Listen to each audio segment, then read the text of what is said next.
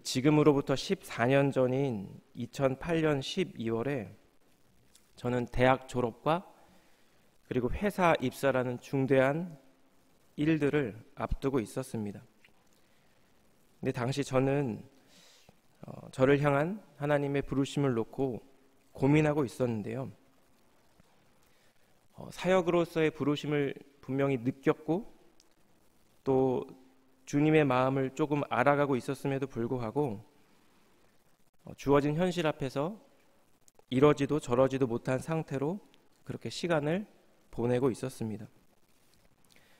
그러던 중에 적어도 졸업과 입사 전에는 이 문제와 제 고민을 제 부모님께는 말씀드려야겠다는 생각이 들었습니다. 그래서 어느 날 의도적으로 아버지와 어머님께 따로 제 고민을 말씀드렸습니다. 이제 아들이 졸업을 하고 배터리 엔지니어로 일하면서 남들처럼 가정도 꾸리고 안정적인 삶을 살기 원하셨던 제 부모님 입장에서 제 말은 굉장히 당황스러운 일이었을 것입니다. 어머님은 저에게 정말 하나님이 부르신 것이 맞는지 물으셨고 아직 제가 그 길이 어떤 길인지 몰라서 그런 것이라고 말씀하셨습니다. 그리고 많이 속상해 하셨습니다. 아버지는 한마디로 못 들은 걸로 하겠다라고 말씀하시고 부자간의 대화는 끝이 났습니다. 저는 그 당시에 부모님의 반대를 무릅쓰고 목회자의 길을 걷는 것이 아들로서 옳지 않다는 생각이 들었습니다. 그래서 무거운 마음을 안고 계획대로 졸업을 하고 입사를 했습니다. 주님이 부르시는 것이 정말 맞다면 언제든지 저는 퇴사를 할 생각이었기 때문에 저희 부부는 제가 당시 살고 있던 대전의 원룸에서 신혼의 삶을 시작했습니다. 직장 생활을 1년 정도 하면 그 이전의 연봉을 바탕으로 제법 큰 돈을 대출받아서 전세가 됐든 매매가 됐든 더 큰 집에서 살 수 있었는데요. 근데 제 안에 한 가지 고민이 있었습니다. 제가 대출을 덜컥 받아버리면 주님이 저를 신대원으로 부르실 때, 선교지로 혹시 부르실 때 이 빚으로 말미암아 결단을 내리지 못할 것에 대한 그런 두려움이었습니다. 그런데 속히 올 것이라고 생각했던 그 시간은 1년이 지나고 2년이 지나 어느덧 수년의 세월이 지나게 된 것입니다. 저는 당시 회사에서 우리가 드라마에서 자주 접하는 김대리였습니다. 그리고 1, 2년 후면 김과장으로서의 진급을 앞두고 있었습니다.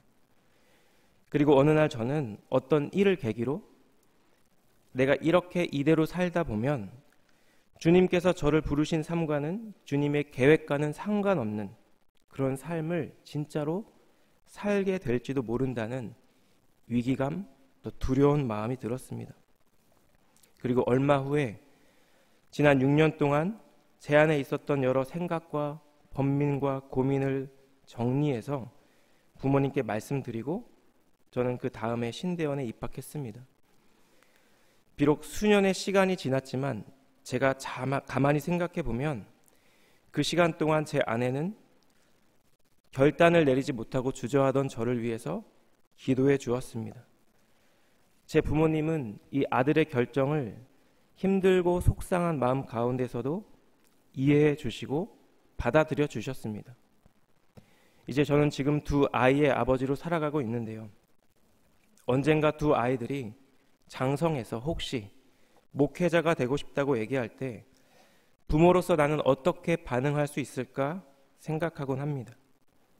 그런 생각을 할 때면 아들의 결정을 끝까지 반대하지 않으신 제 부모님께 죄송하고 또 감사한 마음이 드는 것입니다. 이처럼 한 사람이 하나님의 부르심을 받아 목회자가 되는 이 과정을 생각할 때 그 한 사람만의 순종이 아니라 하나님은 가족 모두의 순종을 사용하고 계시는 것이 아닐까 생각이 들었습니다. 함께 읽은 오늘 이 본문의 말씀은 이처럼 하나님의 섭리 안에서 하나님의 부르심에 순종했던 사람들의 이야기입니다. 아브라함의 명령을 신실하게 이행했던 노종 엘리에셀이 나오고요. 자신의 삶을 향한 주님의 부르심에 담대하게 뛰어들었던 리브가가 나옵니다. 그리고 아내 리브가를 자신의 아내로 맞이해서 사랑했던 이삭이 나오죠. 이 모두의 순종을 통해 하나님은 아브라함에게 약속하신 그 언약을 신실하게 이행하고 계셨습니다.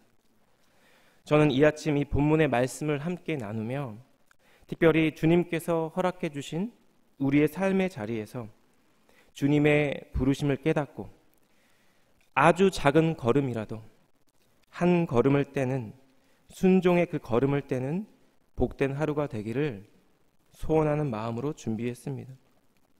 우리의 작은 순종들이 모여서 주님께서 저희를 또 저희가 속한 가정과 하나님께서 너무 사랑하시는 이 한우리 교회를 주님의 뜻대로 세워가고 또 이루어가는 그 귀한 은혜가 저희에게 모두에게 있기를 우리 주님 이름으로 축복합니다. 첫 번째 인물인 엘리에셀을 통해 우리는 사명 주신 분의 마음을 알 때, 우리에게 사명 주신 분의 그 마음을 알 때 더욱더 온전히 순종할 수 있다라는 것을 깨닫게 됩니다. 여러분, 엘리에셀은 비록 종의 신분이었지만 아브라함이 이삭의 아내가 될 사람을 결정할 수 있는 그 권한을 그에게 위임했습니다. 신부를 위한 막대한 지참금을 그에게 맡겨 주었습니다. 이를 통해 우리는 그가 아브라함으로부터 상당한 신임을 받는 사람이라는 것을 알 수가 있죠. 이 엘리에셀은 창세기 15장에 등장하는 인물입니다. 하나님께서 아브라함에게 나는 너의 방패이니 내가 받게 될 상이 매우 클 것이다, 이렇게 축복해 주셨습니다. 그때 아브라함이 이렇게 대답합니다. 아브라함이 이르되 주 여호와여 무엇을 내게 주시려 하나이까? 나는 자식이 없사오니 나의 상속자는 이 다메섹 사람 엘리에셀이니이다. 자신의 상속자가 엘리에셀이라고 생각할 만큼 그는 아브라함의 신임을 받는 사람이었고 적어도 50년 이상, 아니 어쩌면 그 더 오랜 세월 동안 아브라함을 섬겨왔던 사람이었습니다. 그는 이 오랜 세월 동안 아브라함의 종으로 그의 모든 소유를 관리하며 열심히 그의 주인 아브라함을 섬겼을 것입니다. 그리고 마침내 자신이 기도한 대로 자신의 눈앞에 리브가가 나타나고 이 리브가가 하나님께서 예비하신 이삭의 아내라는 사실을 모두가 인정한 후에 그는 라반이 차려준 환대를 누리게 됩니다. 그는 마침내 주인의 아들의 아내가 될 여인을 찾았고 그의 가족들의 승낙도 받았습니다. 이러한 축제 분위기 속에서 그는 본문 54절 말씀처럼 함께 먹고 마시고 유숙했을 것입니다. 여러분, 고대 근동의 손님 접대의 문화를 우리가 감안하지 않더라도 자신들에게 낙타 10마리를 주고 값비싼 예물을 전해준 이 노종은 리브가의 가족들에게 평소 종으로서는 경험해보지 못했을 극진한 대접을 받았을 것입니다. 그리고 그러한 대접을 며칠 더 경험해보고 싶은 마음이 그에게 있었을 것입니다. 오랜 여정 후에 하란에 도착하고 단 하루가 지났습니다. 휴식을 취하기에 너무나 부족했던 시간이었을 것입니다. 뿐만 아니라 리브가에게도 먼 길을 떠나기 전에 가족들과 함께 석별의 정을 충분히 나눌 시간이 적어도 며칠 필요했을 것입니다. 며칠 정도는 더 머물 수 있는 이 모든 합당한 이유들에도 불구하고 아브라함의 이 종은 하란에 도착한 그 다음 날 이렇게 이야기합니다. 나를 보내어 내 주인에게 돌아가게 하소서.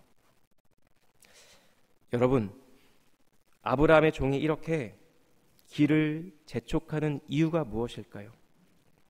바로 자신에게 이 중차대한 사명과 미션을 준 아브라함이 자신을 떠나보낸 후 자신이 가져다 줄 소식을 얼마나 손꼽아 기다릴지 알고 있었기 때문입니다. 그는 주인에게 받기 위해서가 아니라 자신의 주인이 자신을 얼마나 기다리고 있을지 주인의 마음을 헤아리고 있었기 때문이라는 것입니다. 그래서 아브라함의 이 신실한 종 엘리에셀은 자신의 주인이 준 이 사명을 온전히 이루기까지 마음을 놓을 수가 없었습니다. 그는 주인의 마음을 알고 있었고 며칠 더 머무르는 것조차 힘겨울 만큼 자신의 주인이 생각났던 것입니다. 서울 양화진에 외국인 선교사 묘원에 가면 루비 캔드릭 선교사님의 묘가 있습니다. 제가 이분에 대한 정보를 이제 찾아보면서 알게 된 것이 있는데요. 그녀는 어린 시절에 이곳 플레이노에서 지냈다고 알려져 있습니다. 그녀는 싱글 선교사로 남감리교 여자 해외 선교부의 파송을 받아 한국에 오게 되었습니다. 그런데 한국에 도착한 지 불과 1년도 되지 않은 때에 급성 맹장염이라는 질병으로 그녀는 생을 마감하게 됩니다. 이때 그녀가 25세였습니다. 질병으로 죽음을 앞두고 있을 때 부모님께 보낸 편지 말미에 이런 글귀가 있습니다. 아버지 어머니, 어쩌면 이 편지가 마지막일 수도 있습니다. 제가 이곳에 오기 전 뒤뜰에 심었던 한 알의 씨앗이 내년이면 꽃으로 활짝 피겠죠. 그리고 또 다른 씨앗을 만들어내겠죠.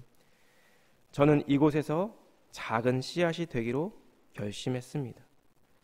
제가 씨앗이 되어 이 땅에 묻히고 하나님의 시간이 되면 아마 조선 땅에 많은 꽃들이 피고 이곳 사람들도 여러 나라에서 씨앗이 될 것입니다. 저는 이 땅에 저의 심장을 묻겠습니다. 이것은 조선을 향한 저의 열정이 아니라 조선을 향한 하나님의 열정이라는 것을 알게 되었습니다. 저는 이 루비 캔드릭 선교사님의 마지막 고백이 설교를 준비하는 가운데 제 마음에 많은 울림이 되었습니다. 저희가 만약에 한 영혼을 향한 주님의 마음을 안다면 우리는 더 온전한 마음으로 그 영혼을 섬길 수 있게 될 것입니다. 우리 자녀들을 향한 하나님 아버지의 마음을 안다면 우리는 내 뜻과 내 욕심이 아니라 하나님의 뜻대로 자녀를 양육하고자 하는 그런 부모로 세워져 가게 될 것입니다. 우리 각자에게 사명을 허락해 주신 그 주님의 마음을 알 때 우리는 더 온전한 마음으로 주님 주신 사명을 따라서 살아가게 될 것입니다. 자신의 주인 아브라함을 향한 이 엘리에셀의 충성스러운 마음, 주인이 간곡히 부탁한 그 사명을 이루기까지 헌신했던 이 노종의 마음이 오늘 우리 삶의 참된 주인 되신 예수님 향한 저희의 마음 되기를 우리 주님 이름으로 축복합니다. 우리의 마음과 우리의 열심이 아니라 우리의 주인 되신 주님의 마음으로 그분이 주시는 열심과 능력으로 주님께서 친히 맡겨주신 그 일들을 충성스럽게 감당하는 우리 사랑하는 성도님들 되시기를 우리 예수님 이름으로 축복합니다. 두 번째 인물은 리브가입니다. 리브가를 통해 우리가 배울 수 있는 것은 주님을 향한 믿음 안에서 우리는 온전히 순종하고 결단할 수 있다라는 것입니다. 아브라함의 종의 이 갑작스러운 요청에 아마도 잔치 분위기가 술렁였을 것입니다. 안 그래도 갑작스러운 혼인으로 인해 사랑하는 딸, 사랑하는 동생을 먼 타지로 떠나보내야 하는 리브가의 가족들과 그리고 아브라함의 종 사이에 팽팽한 긴장감이 형성됐기 때문입니다. 본문 55절에서 57절 말씀인데요. 리브가의 오라버니와 그의 어머니가 이르되 이 아이로 하여금 며칠 또는 열흘을 우리와 함께 머물게 하라. 그 후에 그가 갈 것이니라. 그 사람이 그들에게 이르되 나를 만류하지 마소서. 여호와께서 내게 형통한 길을 주셨으니 나를 보내어 내 주인에게로 돌아가게 하소서. 그들이 이르되 우리가 소녀를 불러 그에게 물으리라 하고. 아브라함의 종과 리브가의 가족들의 의견이 좁혀지지 않자 리브가의 가족들은 리브가에게 직접 선택할 것을 제안합니다. 본문 57절 말씀은 단 한 줄로 이러한 상황을 설명하고 있지만 사실 이것은 굉장히 긴장되는 순간입니다. 왜냐하면 아브라함의 종이 하란으로 떠나기 전에 주인과 대화하는 가운데 여자가 따라오려고 하지 않을 경우에 대해서 질문했기 때문입니다. 이때 아브라함이 이렇게 대답합니다. 24장 8절인데요. 만일 여자가 너를 따라오려고 하지 아니하면 나의 이 맹세가 너와 상관이 없나니 오직 내 아들을 데리고 그리로 가지 말지니라. 따라서 만약 최악의 경우가 되면 리브가가 자신을 따라오지 않는다면 지금까지 진행되었던 이 모든 일들이 수포로 돌아갈 수도 있는 상황 가운데 리브가의 의견을 묻고 있는 것입니다. 리브가를 불러 그에게 이르되 내가 이 사람과 함께 가려느냐? 그가 대답하되 가겠나이다. 아마도 라반과 리브가의 어머니는 당연히 리브가가 더 집에 머물다 가겠습니다라고 대답할 것을 기대했을 것입니다. 그렇기 때문에 제안했던 것이죠. 어제 온 손님을 따라 아직 얼굴도 보지 않은 신랑이 있는 곳으로, 어쩌면 평생 다시 못 올 이곳을 떠나야 하는 것이 리브가에게도 그녀를 떠나보내야 하는 가족들에게도 결코 쉽지 않은 일이 분명했기 때문입니다. 그런데 여러분, 리브가의 대답은 너무나 간단하고 명료합니다. 가겠나이다. 여러분, 리브가에게 어떤 의문과 고민이 없었을까요? 자신이 결혼할 사람이, 이 이삭이라는 사람이 어떤 사람인지, 자신이 살게 될 가나안 땅은 어떤 곳인지조차 알지 못하는 상황이었습니다. 확실한 것들보다 불확실한 것들이 훨씬 더 많은 상황 가운데 리브가가 이렇게 즉각 떠날 것을 결단할 수 있었던 것은 이것이 하나님의 뜻이라는 확신이 리브가에게 있었기 때문입니다. 아마도 리브가는 이 아브라함의 종을 통해 그가 섬기는 종 아브라함, 자신의 시아버지가 될 사람이 누구인지, 그가 하나님에 대해서 어떤 믿음을 갖고 있는 사람인지 전해 들었을 것입니다. 아브라함의 종이 하나님께 어떻게 기도했고 어떻게 응답받았는지도 분명 알고 있을 것입니다. 하나님의 뜻을 쫓아 쉬운 길, 아브라함이 거하고 있던 가나안 땅의 거민 중에서 아들의 배우자가 될 사람을 찾지 않고 굳이 하나님의 뜻을 따라 이렇게 500마일 머나먼 땅으로 자신의 종을 떠나보낸 이 이야기를 들으며 리브가는 어쩌면 자신을 향한 하나님의 섭리를 직감했을 것입니다. 그리고 하나님의 섭리에 대한 확신이 들자 리브가는 자신의 삶을 주님께 맡기기로 결단하고 결정을 내린 것입니다. 제가 한국에서 사역했던 교회에서 제가 당시 담임 목사님의 목회를 통해 접하게 된 한 목회 철학이 있습니다. 그것은 바로 성령의 감동과 우리의 순종이라는 모토입니다. 우리는 종종 이해할 수 없는 상황 가운데 받아들이기 어려운 현실 앞에서 성령의 감동을 받을 때가 있습니다. 때로는 그 일이 내 주변에 나를 사랑하는 모든 사람들이 뜯어 말리는 일인 경우도 있습니다. 나를 사랑하는 내 가족들조차 그 일을 말리고 반대할 때도 있습니다. 그런데 때때로 주님은 그 모든 분들의 반대에도 불구하고 내가 그 일을 감당하기 원하실 때가 있다라는 것입니다. 모든 경우에 다 그런 것은 아니지만 주님은 종종 사람들의 의견보다 내가 사랑하고 내가 신뢰하는 분들의 생각보다, 그리고 나의 생각보다 오직 주님을 신뢰함으로, 주님을 순종함으로 그 일을 감당하기 원하실 때가 있다라는 것입니다. 한 번도 본 적 없는 사람과 결혼을 하고 한 번도 가본 적 없는 땅으로 살아가는 것이 어떤 사람에게는 무모한 짓이고 미친 행동으로 비춰질 수도 있습니다. 하지만 리브가에게는, 적어도 리브가에게는 이 모든 것이 주님의 섭리 안에서 이해가 됐던 것입니다. 당장은 이해할 수 없지만, 당장은 확신할 수 없지만 리브가는 선하신 주님의 뜻에, 주님의 그 섭리에 자신의 삶을 맡겨드렸습니다. 우리는 주님의 뜻을 다 이해할 수 없다는 것을 인정합니다. 하지만 때때로 우리가 하나님의 뜻을 더 안다면, 주님께서 내 앞길을 조금 더 구체적으로 보여주신다면 우리는 더 잘 순종할 수 있다고 생각합니다. 그러나 순종은, 적어도 성경이 가르쳐주고 있는 순종은 우리가 이해하고 있어서가 아니라 믿기 때문에 하는 것입니다. 하나님의 뜻을 알아서가 아니라 하나님이 어떤 분이신지 믿기 때문에 하는 것, 그것이 바로 참된 순종이라는 것입니다.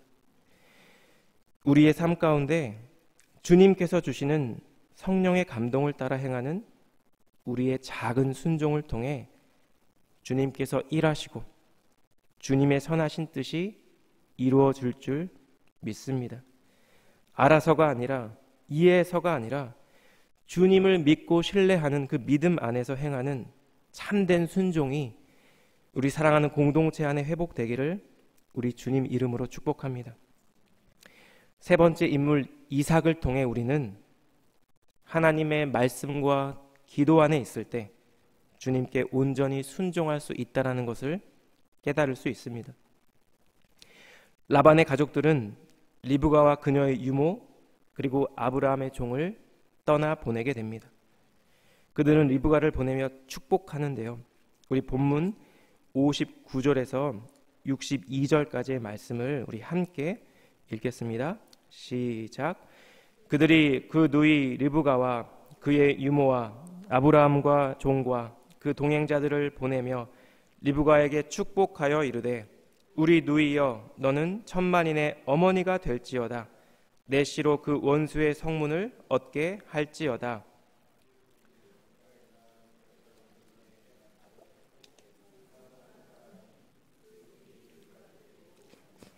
그때 이삭이 브엘라 헤로이에서 왔으니 그가 네게부 지역에 거주하였음이라. 이렇게 리브가 일행이 축복을 받고 도착할 즈음에 이삭은 브엘라 헤로이라는 지역에 있다가 아브라함이 살던 지역으로 이동하고 있었습니다. 브엘라 헤로이는 하갈이 사라를 피해 도망갔다가 하나님의 사자를 만난 곳입니다. 애굽으로 가는 길에 있는 지역이라고 합니다.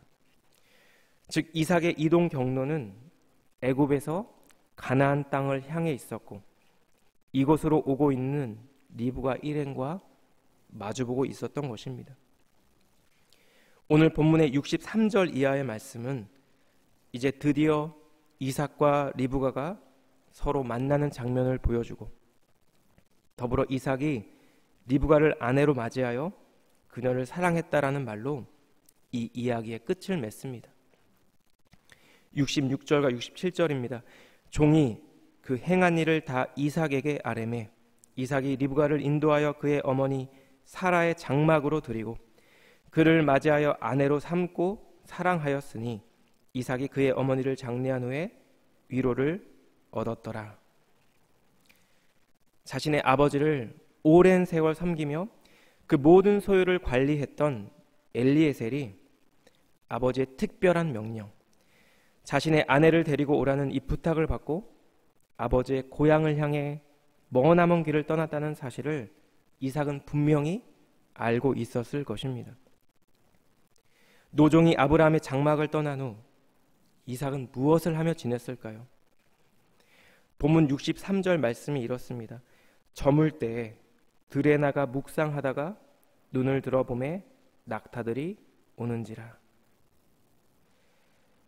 저물 때라는 이 시간을 언급한 것은 이삭의 이 행동이 습관적이라는 것을 암시합니다. 그는 그날에도 습관을 따라 해가 질 무렵 들에 나가 묵상하고 있었다라는 것입니다. 이 묵상하다로 번역된 히브리어 단어가 구약 전체에서 이 오늘 본문에서만 사용된 단어라고 합니다. 그래서 뜻을 추정하기가 쉽지가 않습니다. 그렇다면 들을 걸으며 이삭은 무엇을 했을까요?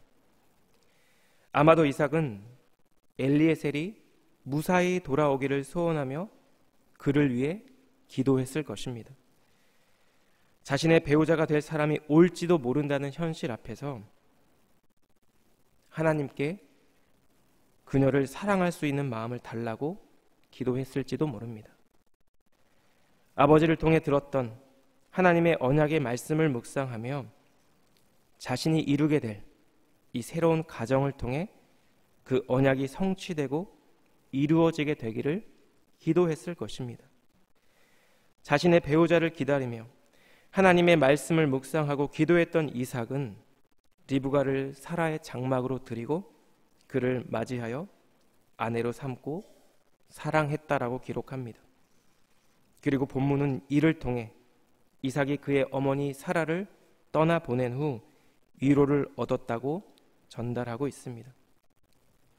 이삭은 하나님의 언약을 생각하고 주님께 기도드리며 자신의 아내가 될 여인을 기다렸고 비록 처음 보는 사람이었지만 주님의 섭리 안에서 주님께서 예비하신 리브가를 아내로 맞이해 그녀를 깊이 사랑할 수 있었습니다. 본문에 등장하는 인물들 엘리에셀, 리브가, 이삭 이 세 사람들에게는 공통점이 있습니다. 그들은 각자의 삶의 자리에서 자신에게 주어진 주님의 부르심 가운데 순종했고 하나님은 그들의 순종을 통해 주님의 뜻을 이루어 가셨다라는 것입니다. 우리가 내딛는 이 작은 순종의 발걸음이 있고 용기 내어 시작한 우리의 삶의 작은 결단들이 있을 것입니다. 주님은 그 모든 것들을 귀하게 여겨주시고 주님의 섭리 안에서 그 모든 것들을 사용하시는 신실하신 하나님인 줄 믿습니다. 그런 하나님을 더 깊이 경험하고 누리는 우리 사랑하는 성도님들의 복된 삶이 되기를 우리 예수님 이름으로 축복합니다. 제가 이번 주 설교를 준비하는 가운데 사실 이 묵상의 내용이 그리고 설교의 방향이 어제 오전에 많이 바뀌었습니다.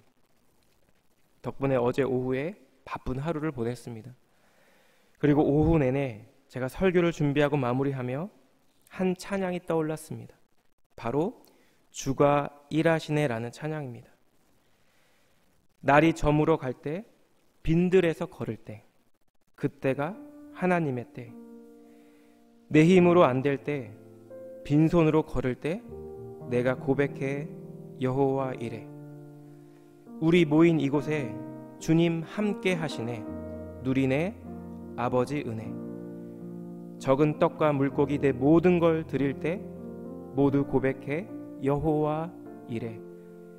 주가 일하시네. 주가 일하시네. 주께 아끼지 않는 자에게. 주가 일하시네. 주가 일하시네. 신뢰하며 걷는 자에게. 연약하고 부족하지만 주님을 신뢰하며 걷는 자들에게, 주님을 바라보며 순종의 걸음을 떼는 자들에게 주님은 일하시며 역사하시는 하나님인 줄 믿습니다. 엘리에셀과 리브가, 이삭이 이 이야기의 주인공이 아니라 그들 가운데 살아 역사하시는 하나님이 참된 주인공이라는 것입니다. 그리고 수천 년이 지난 지금 이 시간에도 여전히 주님은 우리를 통해, 우리의 순종을 통해 신실하게 일하고 계십니다. 그런 주님을 이 시간 함께 생각하고 또 함께 묵상하며 함께 찬양 올려드렸으면 좋겠습니다.